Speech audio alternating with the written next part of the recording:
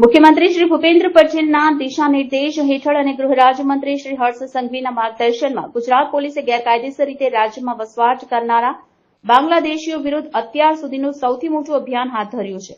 આ અભિયાન અંતર્ગત એક જ રાત્રિમાં અમદાવાદ પોલીસે 890 અને સુરત પોલીસે 134 ગેરકાયદેસર બાંગ્લાદેશીઓને ઝડપી પાડ્યા છે.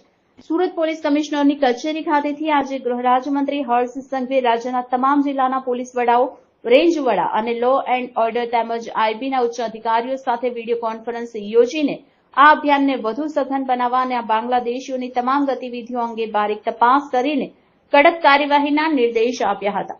બીજી તરફ આજે અમદાવાદ પોલીસ કમિશનર કચેરી ખાતેથી રાજ્યના પોલીસ વડા શ્રી વિકાસ સહાય પત્રકાર પરિષદ યોજી આ અભિયાનની વિસ્તૃત વિગતો આપી હતી. રાજ્યના પોલીસ વડા શ્રી વિકાસ સહાયે જણાવ્યું હતું કે બનાવટી દસ્તાવેજો બનાવનારા બંગાળના ગુનાહિત નેટવર્કની તપાસ ચાલુ છે. ઝડપાયેલા બાંગ્લાદેશીઓને કાનૂની પ્રક્રિયા પૂર્ણ કરી તેમના મૂળ દેશ બાંગ્લાદેશ પરત મોકલવામાં આવશે. આ અભિયાન રાજ્યમાં ગેરકાયદેસર રીતે ઘૂસણખોરી અને ગુનાહિત પ્રવૃત્તિઓ પર અંકુશ લાવવા માટે એક મહત્વપૂર્ણ પગલું છે અને ગુજરાત પોલીસ આગામી દિવસોમાં આવી કામગીરીને વધુ તીવ્ર બનાવશે.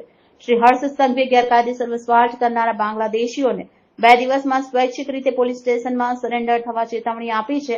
નહીં તો તેમની સામે કડક કાર્યવાહી કરવામાં આવશે.